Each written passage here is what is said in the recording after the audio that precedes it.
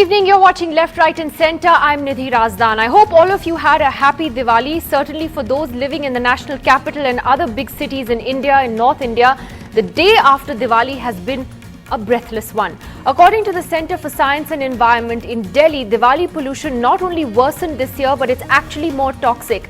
Figures show that the deadly PM 2.5, which are those tiny particles that can penetrate into the lungs, were nearly 40 times above the safe level as prescribed by the World Health Organization. 40 times above the safe level. Low wind speeds have added to the problem this year. This is undoubtedly a public health emergency, but are we serious about tackling pollution, whether it's in the short term or the long term? We've had these debates last year as well. The other question people are asking today is whether we need to get serious about a firecracker ban, or is that something at the end of the day that political parties are just too wary of touching? Joining us on the program tonight, I'm going to first introduce Jay Dhar Gupta and his son Arya Dhar Gupta, who's 11 years old, and both of them residents of Delhi who are facing this problem of pollution head on because it's affecting their health and the health of their family. Sohail Seth, who lives in the National Capital Region, joins us tonight. Atishi Marlena of the Aam Aadmi Party. Arvind Gupta, head of the BJP's IT cell in Delhi Citizen. And Sunita Narayan, the Centre for Science and Environment's director, is with us today. But let me ask Jay Dhar Gupta first. Mr. Gupta, you just said something interesting to me before we sat down for this show. You said last year you were so angry about Delhi's pollution levels, and this year you've given up. You're not even angry anymore. That sounds like you're fed up. Well, I don't think I fail to understand who's going to take ownership for this. I don't think we have the form of government who's going to step up. I don't think the judiciary by itself, they can make laws, but I don't think we have a complete lack of enforcement. We have citizens who are feeling helpless and feel like, oh, what can I do? And we all need to make a change. You can't put your head in the sand. Each and every one of us has got to own this and be a part of the solution. I've heard so many people from all walks of life. I've interacted with the Delhi government here. I've interacted with the central government. I've interacted with Urja. I've interacted with RWAs. I've interacted with the police, both traffic and other. We have a complete systemic failure. How has it affected you and your son, this pollution in Delhi? It's completely changed our lifestyle. I mean, Arya used to be a soccer player, and he couldn't run 100 yards without having an asthma attack. So he doesn't play soccer anymore. I mean, it's a quality of life issue. We can't go to India Gate for an ice cream at the end of the day because you don't want to roll your windows down. It's absolutely toxic. I mean, we are living and breathing in a septic tank right now, and it's unfortunate that we don't have a government or any body who can take ownership for this and But let me ask, Arya, obviously you're the one who has these asthma attacks, and I'm very sorry that you have to go through that. But did you find that among your friends, among your schoolmates, classmates, there were fewer people bursting crackers this year, or did it seem pretty much the same to you? Do you think these awareness campaigns have worked?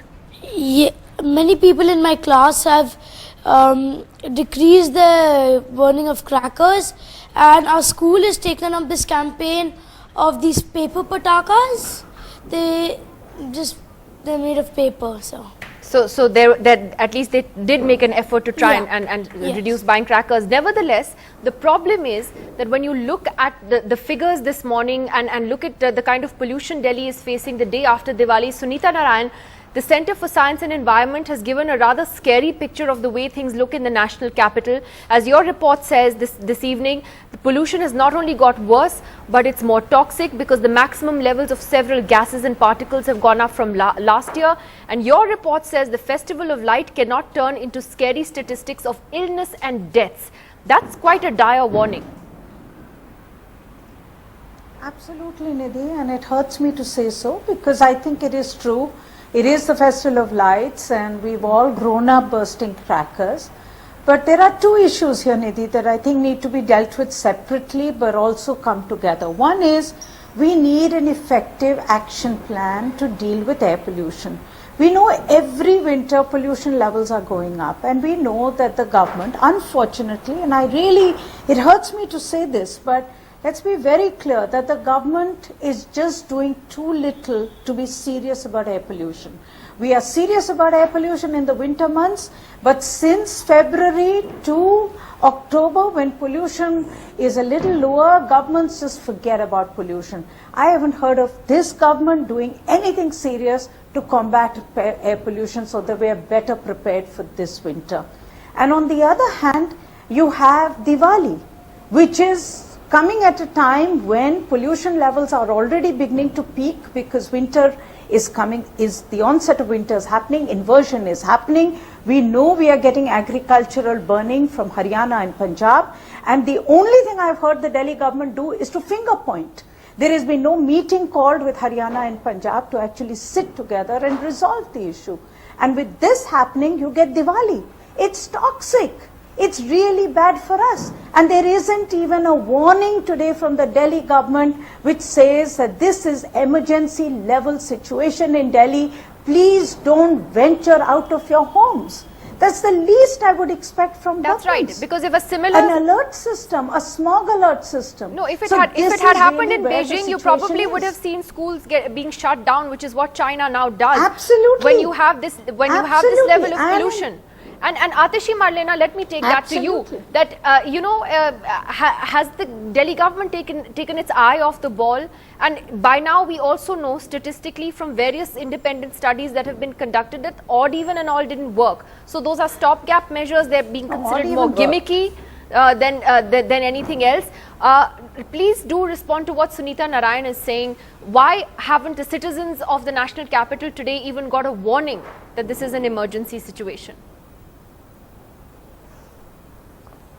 Two, three things, Nidhi. You've asked multiple sets of questions. First of all, did odd even work? Was it a stopgap arrangement? Yes, all along we said that odd even is a short-term arrangement to see whether reducing traffic on the road reduces pollution. Now, the jury is still out on the fact as to whether odd even did reduce pollution or not. But one, it was an effort that was made to see whether something can work. Number two, on the traffic situation, we have always said that the long-term solution is public transport, and that is something we are working on. Number three, another major issue has been construction, and our government has been clamping down most assiduously on violation of construction guidelines, and there have been more than 1,000 raids in the past year on different construction sites. Last of all, specifically on crackers, that is a very complex question, and the reason it's a complex question is because we have seen on multiple other issues that bans is not something that actually works. Despite various things being banned, despite liquor being banned in Gujarat, there are stories that go all around about how alcohol is available. So in multiple places and situations, we have seen policies of bans don't actually work. No, in the case of crackers, let me give you the interestingly, over Chinese past few example, years, Atishi. the use of crackers I'm giving you has the actually Chinese and the British examples, just let me both of complete- which have been let me cited by the complete what I'm Centre for saying, Science. Nidhi. No, 1 second, on the issue of firecrackers. In China, for instance, if pollution levels rise to dangerous levels, at that time the city is ordered to halt fireworks sales. They don't allow it. If anybody buys more than a specific number of boxes of fireworks, they have to register their ID with officials so that they can be tracked. In the UK, fireworks cannot be used after 11 p.m. and there are very steep fines of £5,000 and imprisonment for up to 6 months if people use firecrackers after a certain point. The question is of political will. Nobody wants to touch a religious festival and nobody wants to talk to Punjab because it's election season. Nidhi? Isn't that what the issue is here?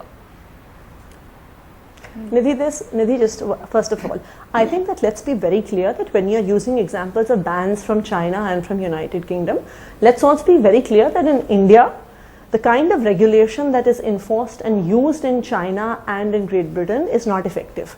So we have to see that we have all these laws on paper, we have all these bans on paper that exist, which work in other countries, but in India we have never been successful in enforcing them. So we have to see And the so we must context never in do which it. we are talking We about. must the never do policy. it because Number we're two, so bad in at the case of implementing crackers, things we must no, never in the even case- try. Let me complete what I'm saying. Yeah.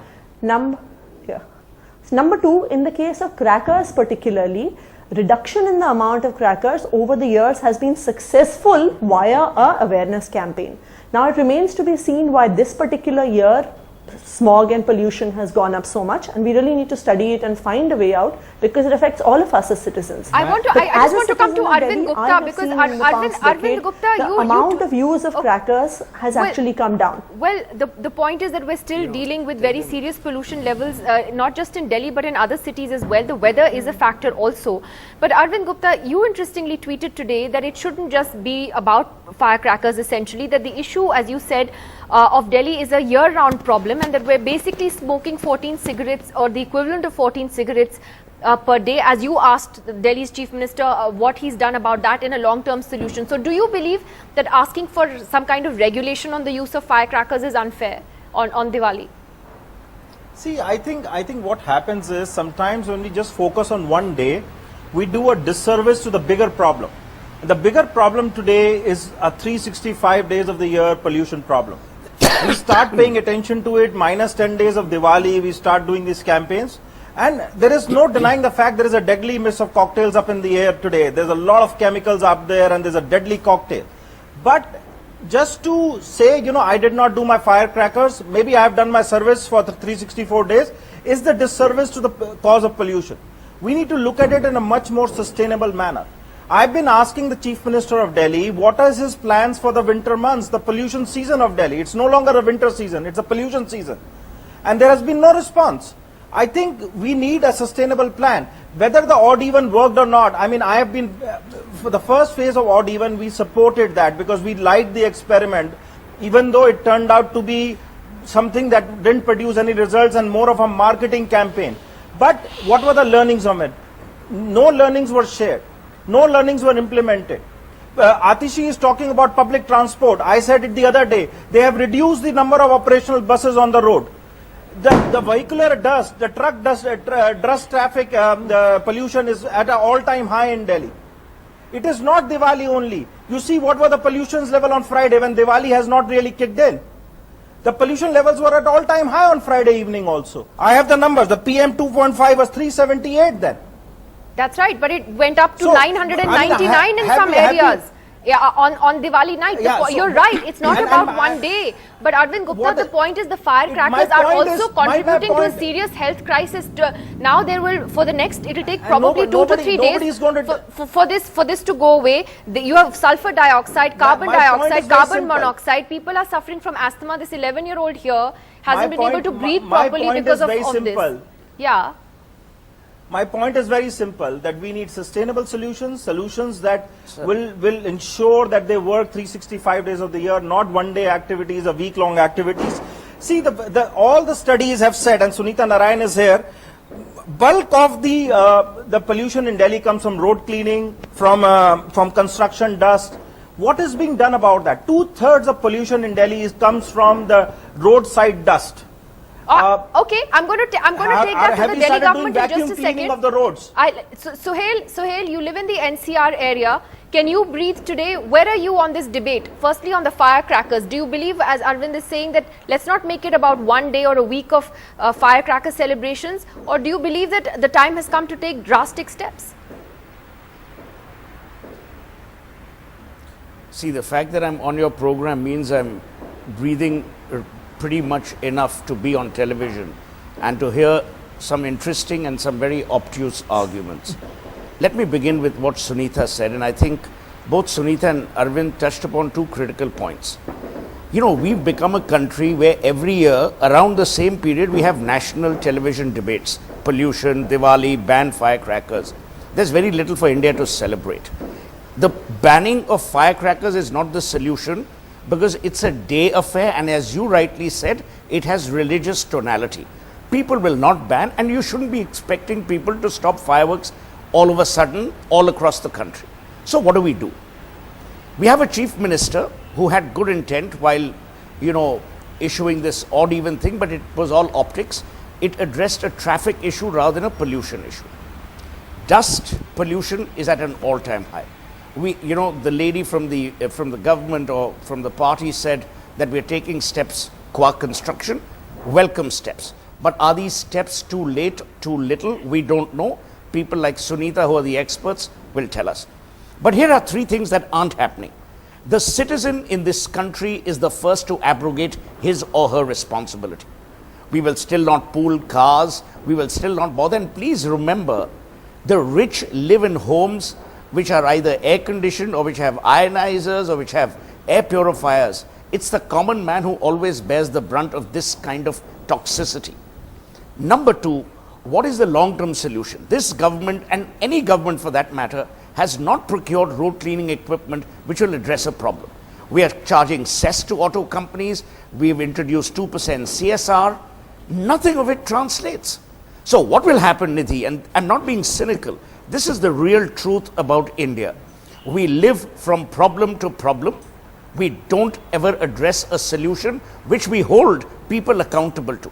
The Supreme Court is running the country, whereas the government should be running the country, because the Supreme Court also has no choice. I mean, you've created a web of deceit. The citizen says it's not my fault, Arvind Kejriwal is responsible. Arvind Kejriwal says it's not my fault, Punjab is responsible. Sukhbir Badal says, sorry, Punjab is not responsible, Haryana is. Where the hell does the citizen go?